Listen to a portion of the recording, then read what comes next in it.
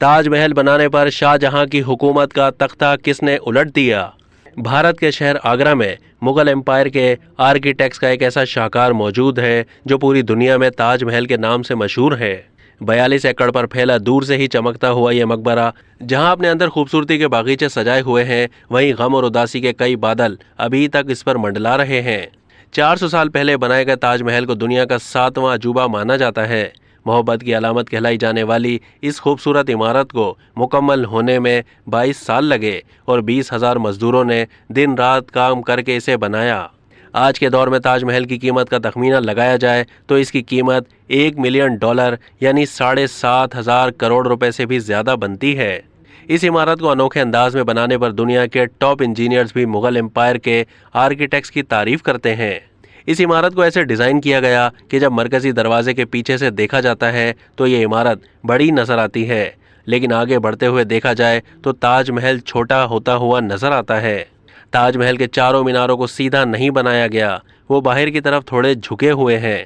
یہ بھی آرکیٹیکٹس کی بہترین انجینئرنگ کی عمدہ مثال ہے، اور اس کے پیچھے مقصد یہ تھا کہ اگر یہ مینار سیدھے بنائے جاتے تو زلزلہ آنے کی صورت میں مینار مقبرے کے اوپر گر سکتے تھے، لیکن اب یہ مینار صرف باہر کی طرف ہی گر سکتے ہیں، جس سے مقبرے کو کوئی نقصان نہیں پہنچے گا۔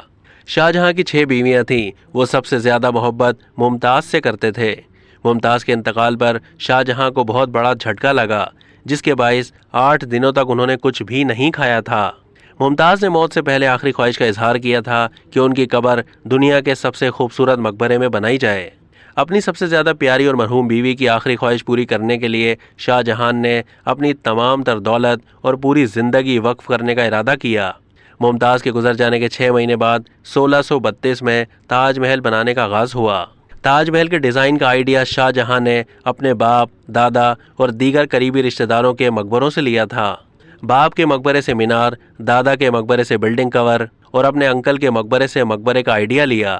سب چیزوں کو استعمال کیا گیا تو ایک شاہکار روئے زمین پر وجود میں آیا۔ 1000 ہاتھیوں کی مدد سے ہزاروں ٹن سنگ مرمر کے پتھر راجستھان سے آگرہ منگوا لیے گئے۔ اسٹیل کی عدم موجودگی کے باوجود جس انداز میں تاج محل کا مقبرہ بنایا گیا، دنیا اس پر آج بھی حیران ہے۔ ایک اور حیران کن بات یہ ہے کہ تاج محل دن میں 4 مرتبہ رنگ بدلتا ہے۔ سن 1654 میں عمارت مکمل ہونے کے بعد شاہ جہاں نے اس کا نام ممتاز محل رکھا، جس کے بعد یہ تاج محل سے مشہور ہوا۔ شاہ جہاں نے اپنی بیوی کی خواہش تو پوری کر لی، لیکن اس کو بنانے میں اتنا پیسہ خرچ ہوا کہ مغلیہ سلطنت دیوالیہ ہونے کے دہانے پر تھی، جس پر 1658 میں شاہ جہاں اور ممتاز کے اپنے بیٹے نے شاہی تخت الٹ دیا اور خود سلطنت کا شہنشاہ بن گیا۔ شاہ جہاں کو قیدی بنا کر آگرہ قلعے میں بند کر دیا گیا تھا۔ شاہ جہاں قید خانے کی کھڑکی سے تاج محل کو دیکھ کر اپنے دن گزارنے لگا۔ 8 سال قید میں رہنے کے بعد 74 سال کی عمر میں شاہ جہاں بھی انتقال کر گیا۔ اسے بھی تاج محل میں ہی ممتاز کے پاس دفن کر دیا گیا تھا۔ اب تک کے لیے اتنا ہی۔ مزید معلومات کے لیے ڈیلی جنگ کے YouTube چینل کو سبسکرائب کیجیے۔